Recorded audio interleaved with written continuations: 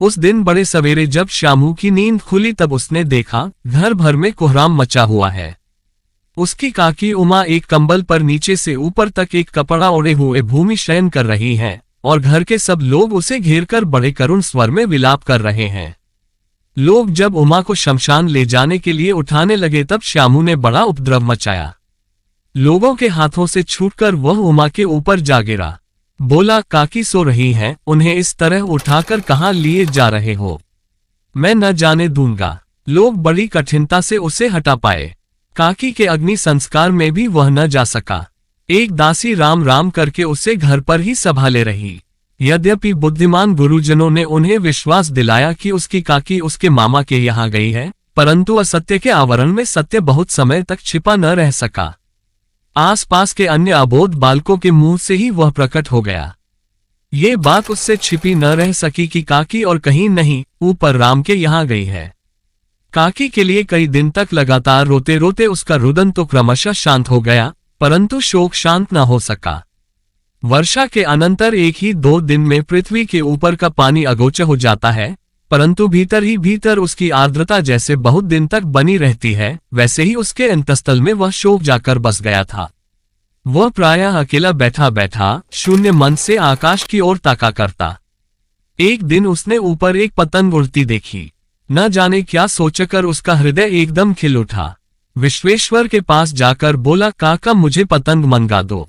पत्नी की मृत्यु के बाद से विश्वेश्वर अन्यमनस्क रहा करते थे। अच्छा, मंगा दूंगा कहकर वे उदास भाव से और कहीं चले गए। श्यामू पतंग के लिए बहुत उत्कंठित था। वह अपनी इच्छा किसी तरह रोक न सका। एक जगह खूंटी पर विश्वेश्वर का कोट टंगा हुआ था। इधर उधर देखकर उसने उसके पास स्टूल सरकाकर रखा और ऊपर चढ़कर कोट की जेबें टटोली।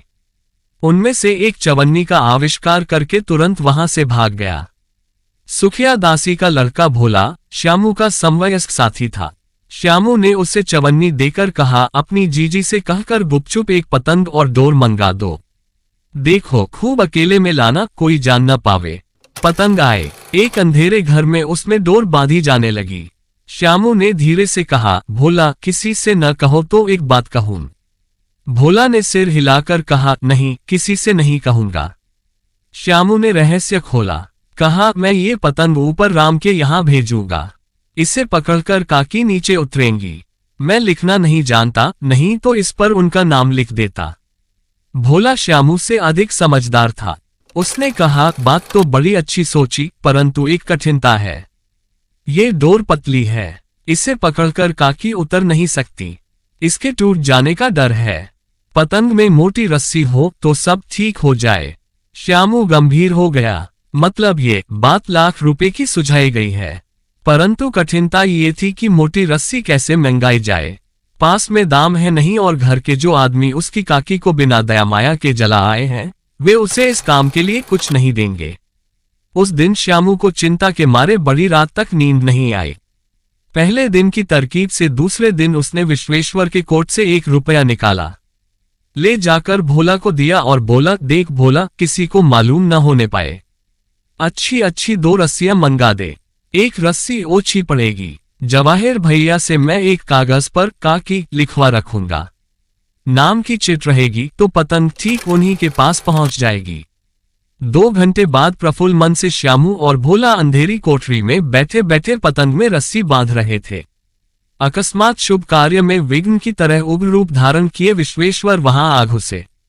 भोला और श्यामू को धमकाकर बोले, तुमने हमारे कोट से रुपया निकाला है।